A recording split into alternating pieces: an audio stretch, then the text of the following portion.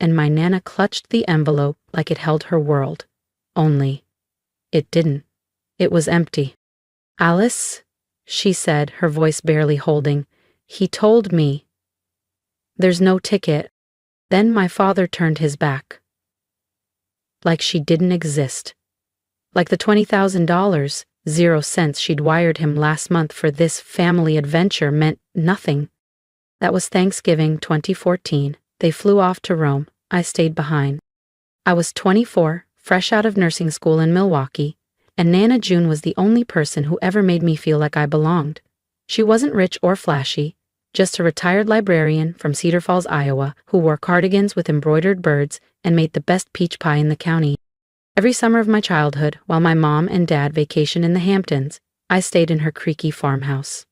We'd play Scrabble, sip sweet tea, and fall asleep to the hum of her old vinyls.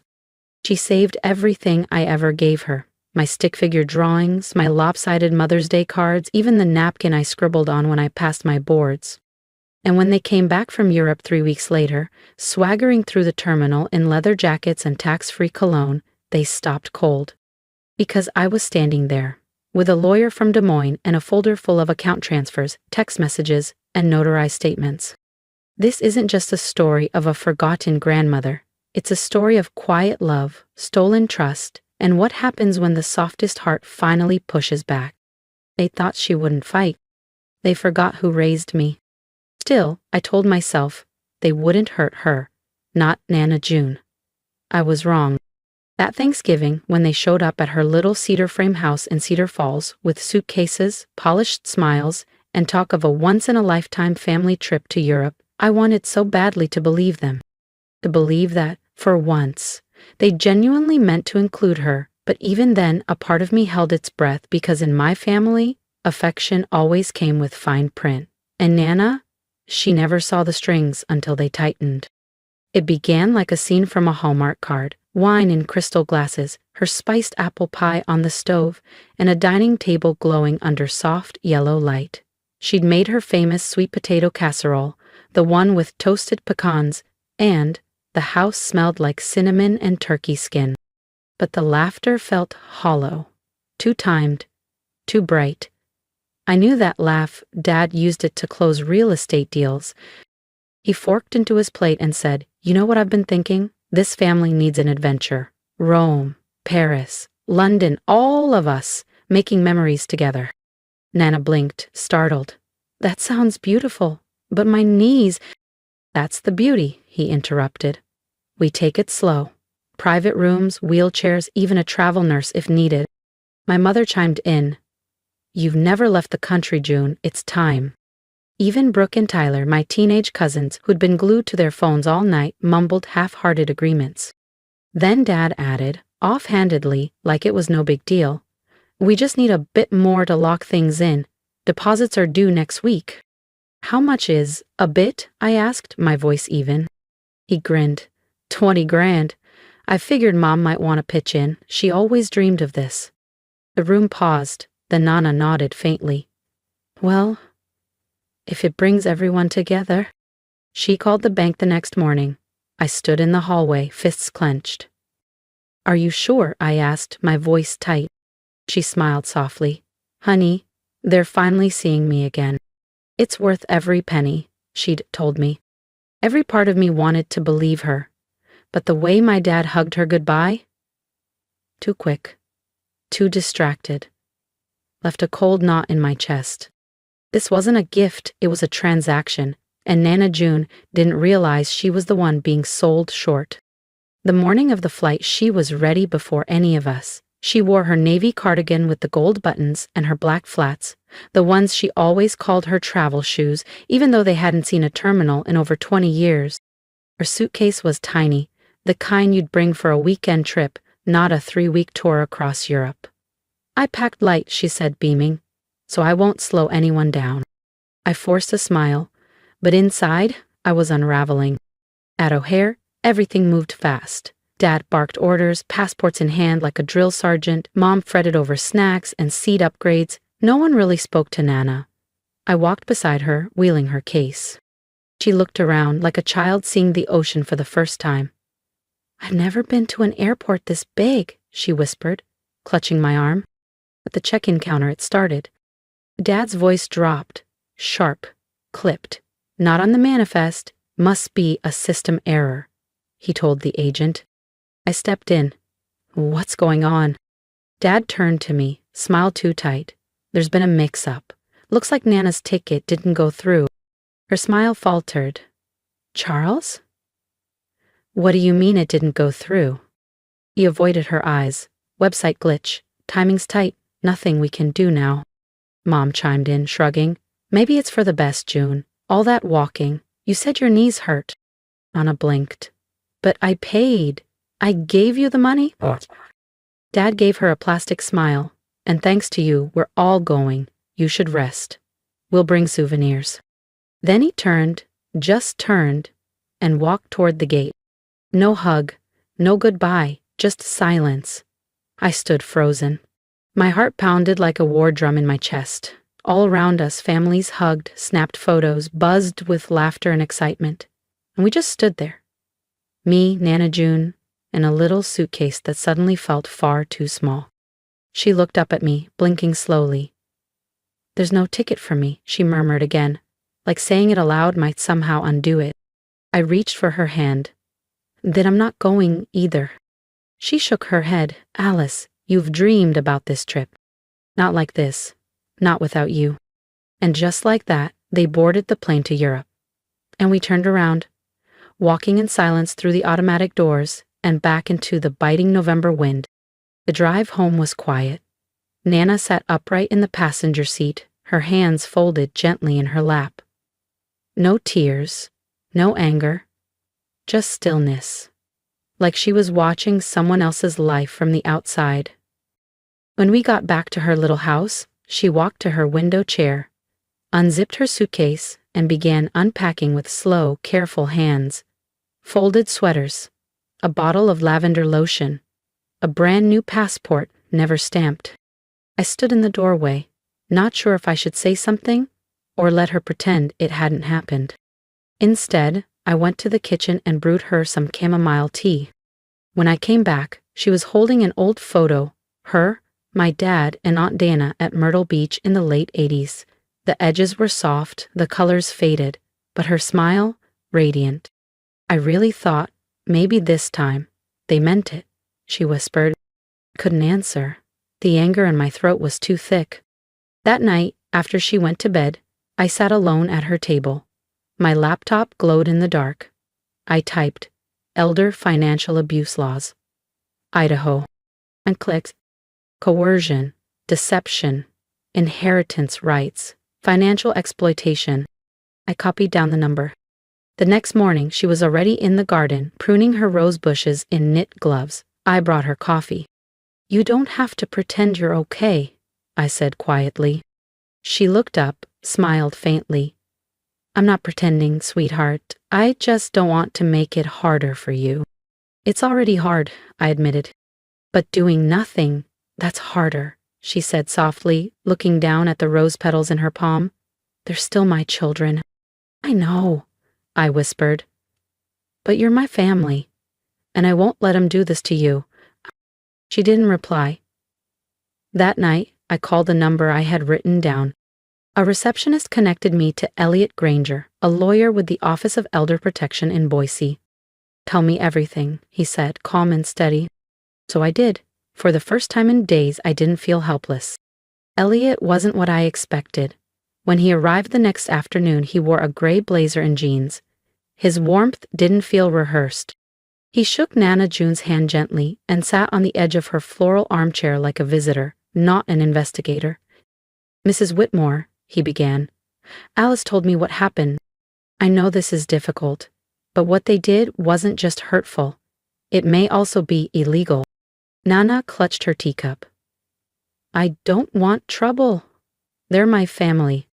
I understand, Elliot said. But I'm here to protect you. Coercing you into giving them $20,000, then leaving you behind, that meets the definition of elder financial exploitation. Her eyes flickered. Shame, doubt. I said, they didn't earn that money, Grandma. They took it. That's not love. That's theft. Elliot leaned forward. With your permission, we can take steps to recover the funds and protect your rights. We'll need bank records, messages, anything. She hesitated, then finally, if Alice believes this is right, I trust her. That was all we needed. At her bank, the manager, Denise Harper, printed the transfer, $20,000, 0 cents, to my father's account. At the airport, Tanya Fields, the check-in agent, narrowed her eyes. I remember her, she said. She looked lost. If this moment gripped your heart, don't miss what comes next. Subscribe now and be the first to witness how Alice turns quiet courage into a storm no one saw coming.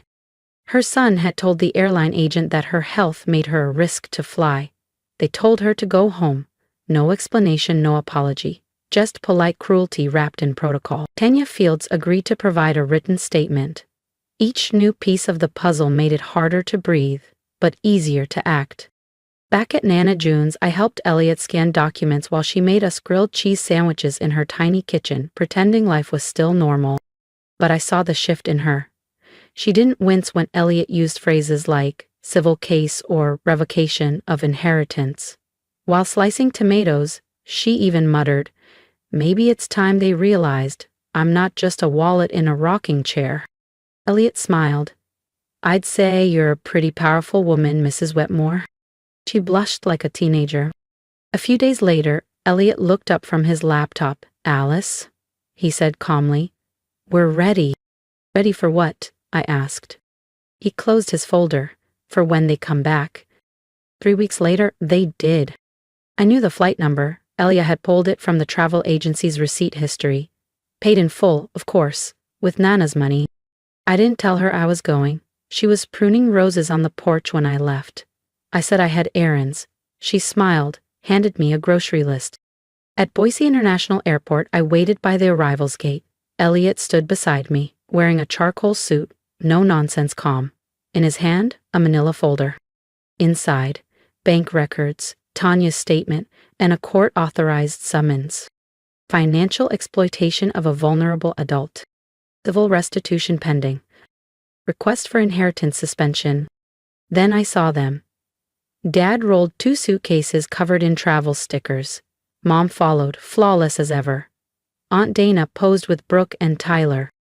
They were glowing. Until they saw me. Elliot stepped forward. Charles Whitmore. Dana Brooks. These are for you. They both stared at the papers like they were written in another language. What is this? Dad stammered. Elliot stayed calm. Legal notice of investigation regarding financial exploitation of June Whitmore. You must respond within 7 business days. Failure to comply may result in formal litigation. Aunt Dana yanked off her sunglasses. Are you serious? She gave us that money.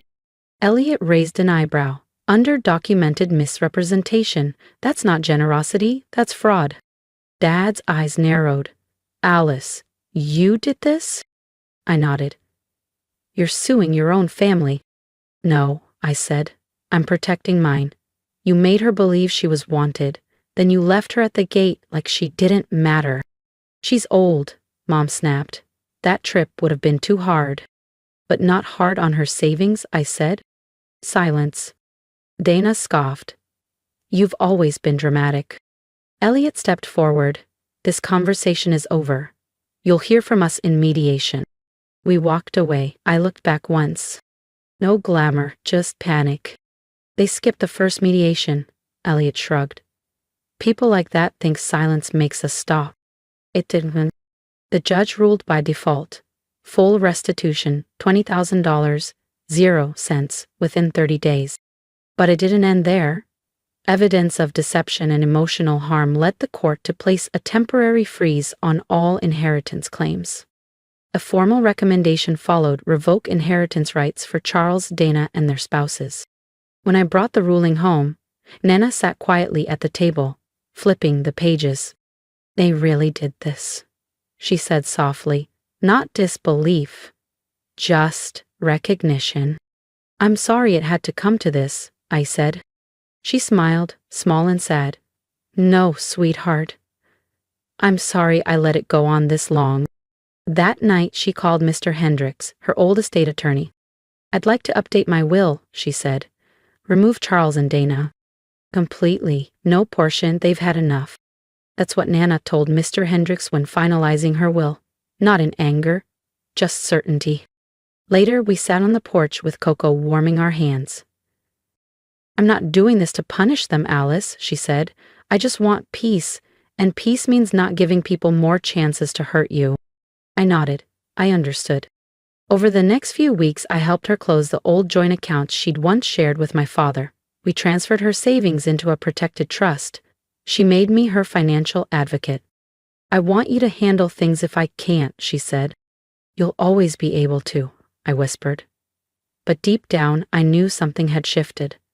Not just the betrayal, but the years of silent hoping had finally settled into clarity. Not bitterness, just peace. We returned to our routines. Gardening, groceries, too many cookies.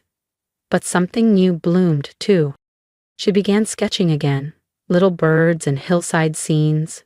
I signed us up for a watercolor class at the community center. She complained, but came anyway.